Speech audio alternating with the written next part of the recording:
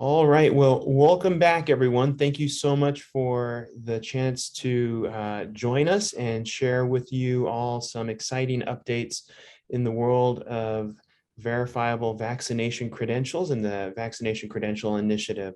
We have a packed agenda in store for you today, including an update from our colleagues out in California, some exciting news from our colleagues at Epic, as well as some recent news you may have seen coming from the Commonwealth of Virginia. We'll round things out with an update on some additional new support coming our way from Apple with Ricky Bloomfield, some exciting new developments on the international front from Paul Meyer and the Commons Project, and then some more technical updates around smart health cards from our colleagues here at MITRE, Max Masnick. With that, if you can go ahead and advance the slide.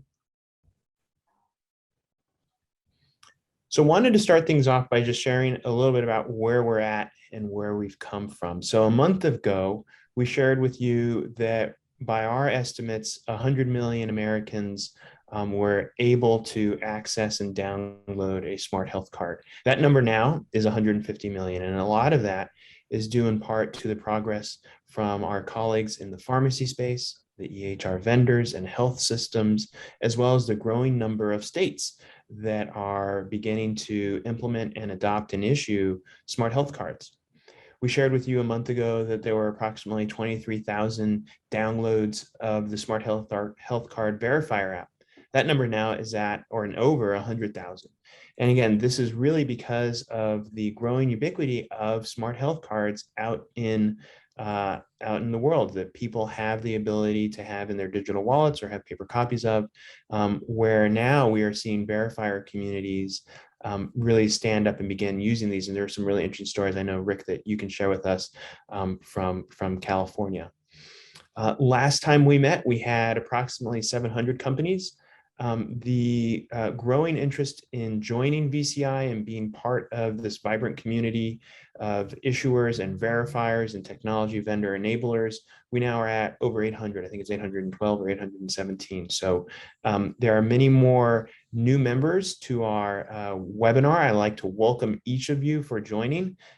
Thank you for participating in this really important international effort in empowering individuals to be able to have verifiable, trustworthy copies of their own health record and to be able to share that.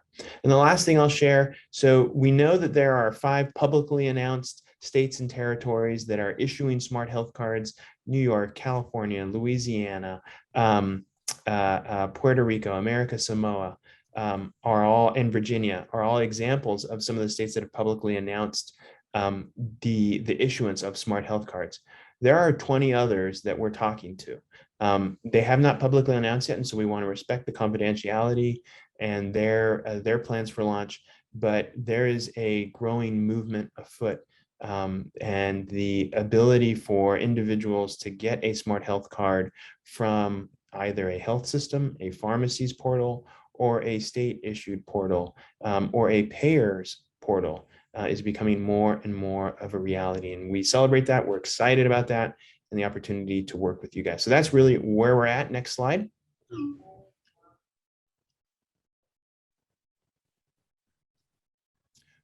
So one of our really important partners is ERA. So this is the Association for State Immunization Information Systems, or registries. And in the partnership and collaboration that we've developed over the past year, we've really been able to work together to support the needs of state departments of public health and the registries that they have. And it's gotten to the point where there is now a draft resolution in front of the body of ERA that seeks to identify both VCI and Smart Health Card Framework as the growing standard that will be adopted and used not only across the United States, but across the nation. And so this is a draft statement for review. It's not yet final, but we really are excited about the collaboration, the support, the mutual support of our two organizations' efforts as we, again, seek to empower individuals with verifiable copies of the vaccination credentials. So we welcome future efforts to support the states and the IASs through ERA and through VCI, and much more exciting news to come on that front. If you're interested in reading more about that draft release, I recommend reaching out to our colleagues at ERA to learn more. Okay, and so with that, on to the real story here in the show is we're going to kick things off with Rick from California. Rick, take it away. Thanks, Brian. Good morning, everyone, or I guess afternoon for those of you on the East Coast. Just thought I would give you a quick summary of where things are at in California. Some of what we've seen. I am going to stay in on chat, so if anybody has questions that they would like me to answer, I'm happy to do so. Don't have slides, so you're stuck looking at me for the next few minutes. High level, the top level number in terms of digital vaccine records delivered by California to California residents in the last 3 months, we are at 5.6 million plus delivered to California residents. Super interesting. You know, when we launched in June, it was done very clearly with a communication that made it clear this was an optional, not mandatory, not required. It was not the sole way to prove your vaccination status. It was really intended to be a backup digital copy of your vaccination record. What we noticed in July, after an initial spike of interest, things had tapered off by middle of July. And then bars and restaurants in San Francisco, in Los Angeles, in San Diego, in Oakland, started organically pointing their patrons to the digital vaccine record portal as a way to prove vaccination status, because they were independent of any government regulation, simply saying this is the best way we know how to keep our staff safe and provide a safe environment, healthy environment for our customers. As a result of that, so not as a result of anything the government did, but as a result of the businesses themselves driving more people to it, we saw interest spike in August and then has plateaued and basically stayed fairly consistent, that about on an average weekday, 60 to as much as 80, 90,000 people are getting their digital vaccine record from the state of California. As you heard from Brian, we're not the only game in town in California. We are one issuer of many. So that includes, you'll hear from Epic and Chris at UCSD in a moment. So Epic and Cerner and CVS and Walmart and others. But it's been phenomenal to see sort of sustained consumer interest, for lack of a better word, from California residents who've been vaccinated. So 5.6 million and growing have been delivered. The other big news that we did now probably 2 weeks ago, our friends in Colorado, the Colorado Digital Service, had reached out to us over the summer, shortly after we launched, and asked if we'd be willing to share our code in our implementation of the Smart Health Card framework. And we said, sure, no reason, we'd be happy to. We built it in-house. We're happy to share whatever we got. And then a few other states, potentially some of you are on this call, asked for the same. So we eventually decided it made no sense for us to do that one-off. And as of a week ago Friday, so almost 2 weeks ago, we released all of our code to the public domain. Meaning that any other state that is interested in implementing a similar vaccine verification issuing system can take our front end, middle tier, the API for matching queries to whatever's in the back end, and then implementing the Smart Health Card framework to generate the scannable QR code. All of that is now on GitHub in the public domain. I have teased, I believe we've already had our first fork, so my offer of a California bottle of wine no longer stands. But we were sort of waiting with bated breath to see if other states would take this and run with it.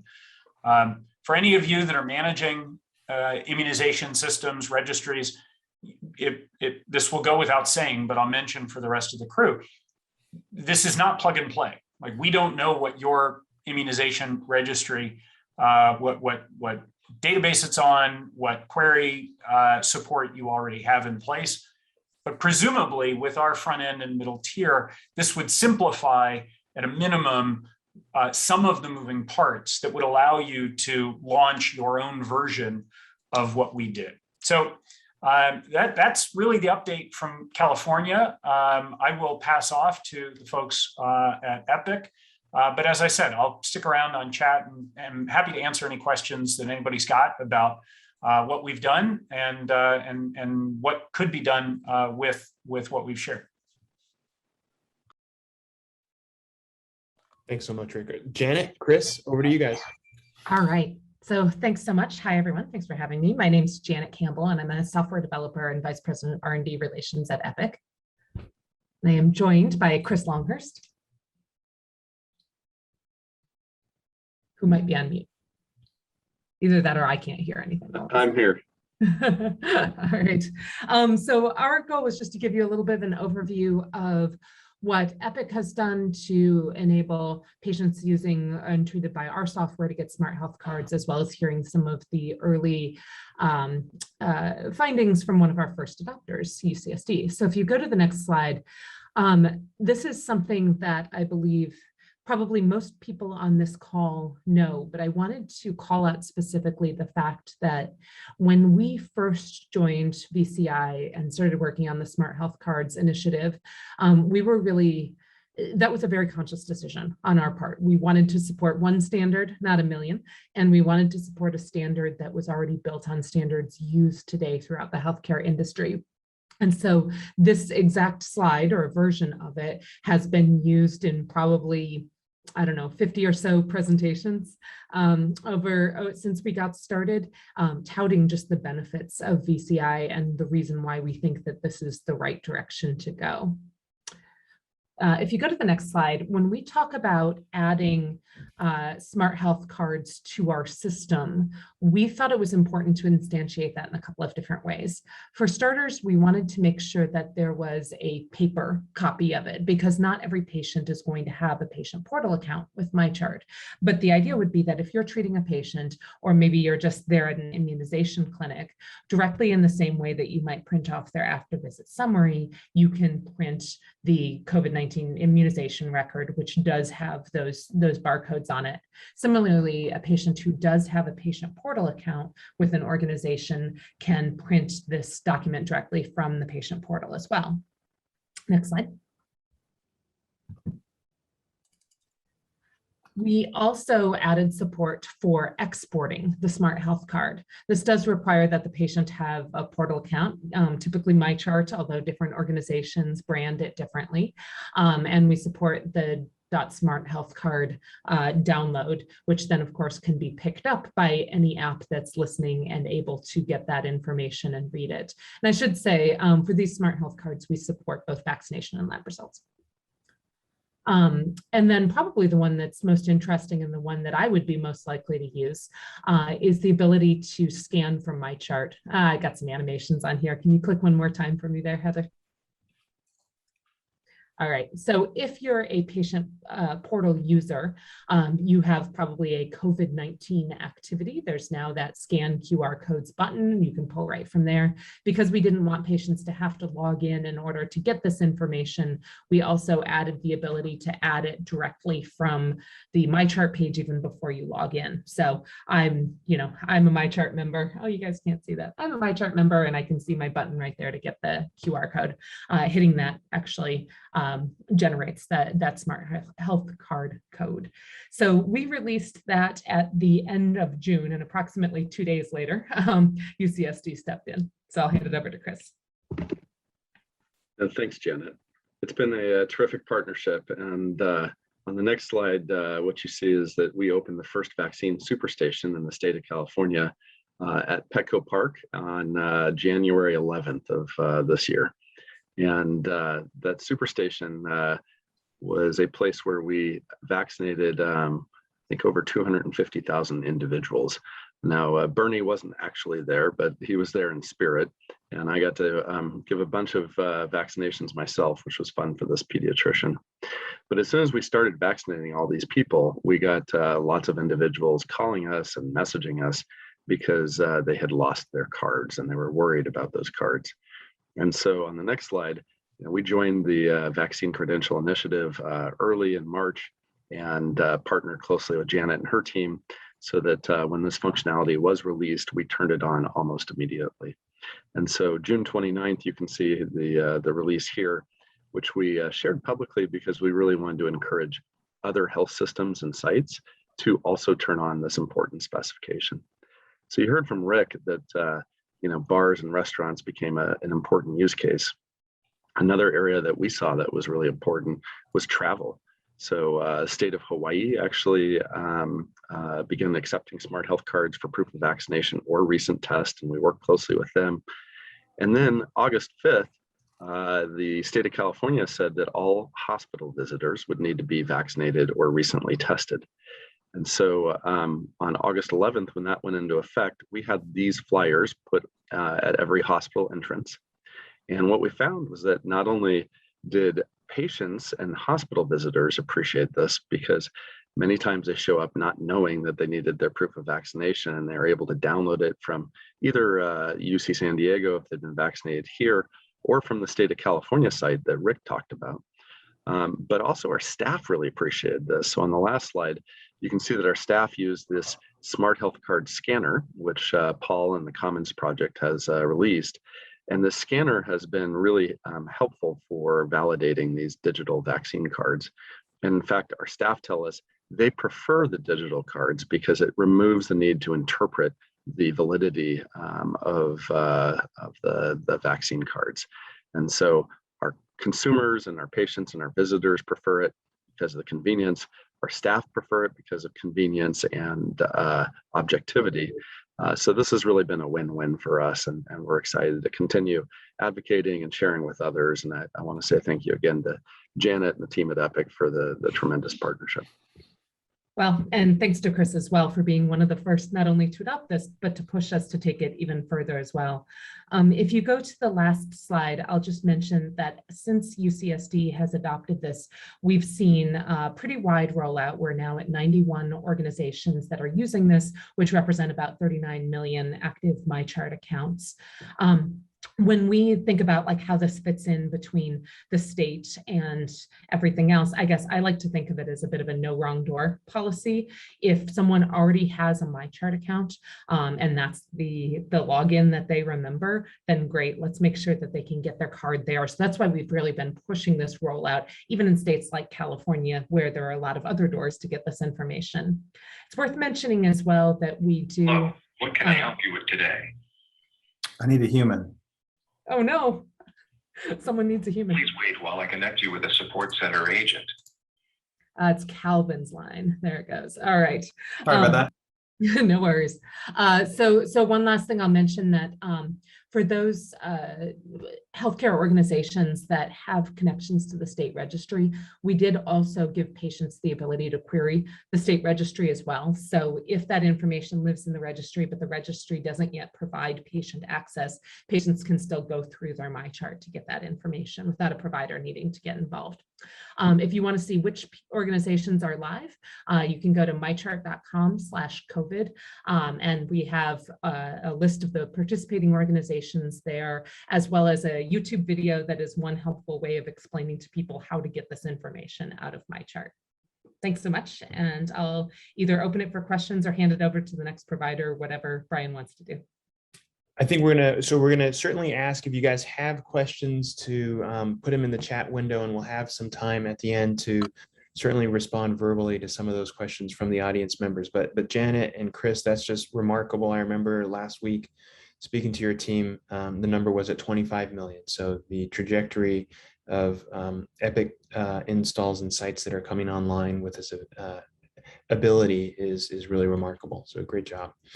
Next, we have colleagues from the Commonwealth of Virginia and Christy Gray to share some of the exciting news around what Virginia has been doing in the past 2 weeks. Christy, over to you. Hi, good morning, everybody. I'm sorry I'm a little under the weather today, so please excuse my raspy voice. I'd like to share my screen. Can I do that? Absolutely. Tom, can you help with that, please? Yeah, you should be able to share now.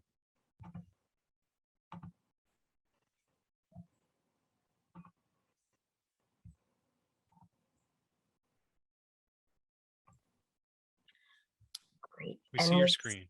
With Zoom, sometimes it's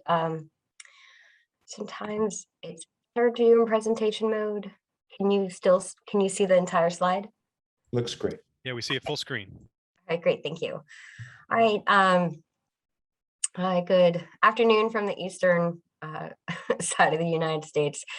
So I wanted to talk to you today about the Commonwealth of Virginia and how we rolled out our COVID-19 vaccine records with QR codes this month.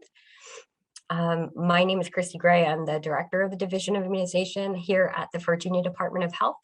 And this was really a collaboration both with our Office of Information Management and our Division of Immunization to really put this together. And we also really appreciate colleagues from California and New York that helped and guide us here, and those at VCI that provided some helpful guidance along the way as we work through this.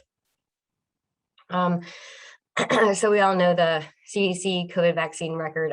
Really at the past few months, Virginians had really been wanting to travel, especially at the beginning of the summer, and had been told they had to provide a QR code. The CDC card was not going to work. We had several international locations telling us they would not accept it. And some would not also accept our PDF signed copies out of our immunization information system. They wanted the QR code. So that really did initiate in Virginia what was needed. So this is our COVID-19 vaccine record request portal. This is a website that you can get to by going to vaccinate.virginia.gov. And it's linked to our Virginia immunization information system, where you put in your name, your date, and your date of birth and your zip code, and it queries the IAS and pulls back a record if COVID vaccine is on the record and if a phone number is associated with the record. So the phone number is used as a two-factor authentication that the person is who they say they are, and they have reason to access that record. That was a barrier, especially earlier on in our rollout, because not all people have a phone number associated in our IAS, but the success rate of getting that information into our system has risen to about 82% originally to we're about 90% now, and we still have additional steps that we're taking to increase that success rate. We also had to stand up we had to train our call center that was already taking COVID vaccine related questions. We had to provide access and train them on how to update the system to add phone numbers to them so people could pull down their records. And so that was something that is more communications related that to bear in mind if you're going to roll something like this out.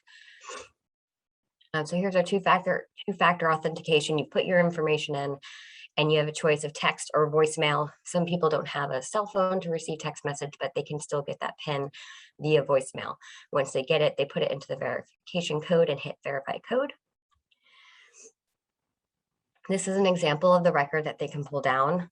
So the information of the vaccine is on this PDF that you can see in English what the record is. And then we also have the QR code information here on the right-hand side. This has been slightly modified to flow better on a mobile device than when we originally put this presentation together, but the main points are still the same. And then when you have it on your screen, you can scroll down further down and it provides more information about what this is and how you can use it. So we part of this effort is they can save or email or print their QR code. Some people just want to have an extra copy. I've heard of people putting their CDC vaccine card to the washing machine, because they were in their pocket. Some people just want another copy, but some people want the actual information on their device. So we really try to provide this functionality to Virginians and whatever would work best for them. So they can take a screenshot, they can save it to their device, you can save it to their computer, they can print it on a piece of paper, and then coming up in the next few days, we're going to be rolling out into Apple, Google apps to incorporate into those actual applications, and it can already be incorporated into Common Health. So they, of course, as you know, they don't need the app to scan their QR code. They just have the QR code. And because it's digitally signed by the Virginia Department of Health, it cannot be altered or forged. So when it is scanned, this is what it looks like on the right-hand side.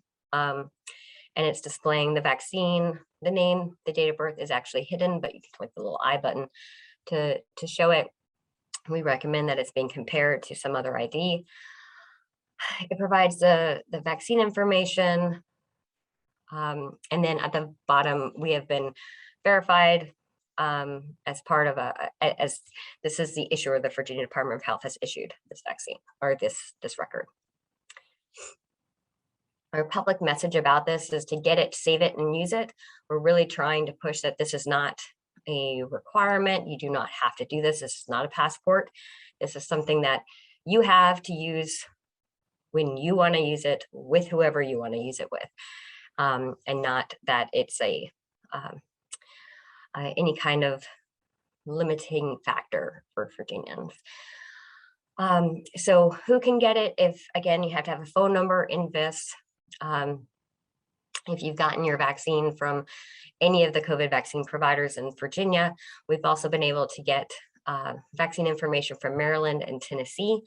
And we're setting up on the IZ Gateway in a few weeks to be able to continue that interface of vaccine information, and then to be able to provide those same residents of those states their data to their IS systems, and hoping to exchange that information with DC as well. It does not include data from the Department of Defense or Department of Veterans Affairs. This has been a huge issue in Virginia. Virginia has a very strong footprint or large footprint of federal workers, especially with the Department of Defense. So we have all of these Department of Defense either active members or their dependents calling and providing their vaccine card, so we can put it into this so they can download their QR code. So it's very popular, and we're looking forward to be able to share that information, hopefully in the IZ Gateway with the DoD and Veterans Affairs in the future, to make that more efficient for that population. So since September, we've had 90% of people who've looked at their vaccine records have been successful, and this is the number for our call center, who can help people who have questions. This is just a chart to show we rolled out our COVID vaccine record portal in July. And this was without the QR code. This was just, I'm going to go and download my vaccine record. It had a state seal on it and allowed somebody to be able to have another copy of the record. So you can see the big jump in September when the QR codes became available. There was some press around it, and it has continued to be very popular in Virginia compared to earlier in the summer. The other big bump in early September, late August, was that Virginia required state employees to be vaccinated, and so that increased another large need of getting your record. So this QR code will increase the employees as well as just residents who want to have this information in QR code available to be used when they want to use it. We've had a lot of questions about privacy. So no information is transferred to any other services or organizations. It retains with us. It's only showing information that's already in your paper record, your date of birth, name, vaccine, vaccine lot, vaccine manufacturer. And it does not include any other information such as social security, immigration status, that is not already found in your paper vaccine record. We do want to make sure people realize that this is just an alternative to your CDC vaccine card that ensures more privacy and security about your vaccine status. And then we also recognize that there might be other verifier apps, but we want to make sure that people realize if they want to scan the one that Virginia is providing, it has to be the Smart Health Card Verifier app, and providing that out. And we're hoping that in the future that Virginia, just like others that are talking today, will that others will fall in line and this will become the standard so that we can continue in providing this service to Virginians. Right, my presentation. Happy to answer any questions. Well, that's just remarkable, Christy. I'm struck by the 90% success rate that Virginia has. That's truly remarkable and testimony, I'm sure, to a lot of the hard work that you and your team are doing behind the scenes to make sure all the data is accurate and complete so that these smart health QR codes can be issued. So that's great. Yeah. So I think now what we're going to do, we're going to, if you have any questions for Christy or others, please put them in the chat window. The panelists should feel free to answer the questions, or we can save them to have verbal responses at the end of the presentation. But for now, we're going to change gears here and transition over to our colleagues at Apple with Ricky Bloomfield. Ricky, take it away.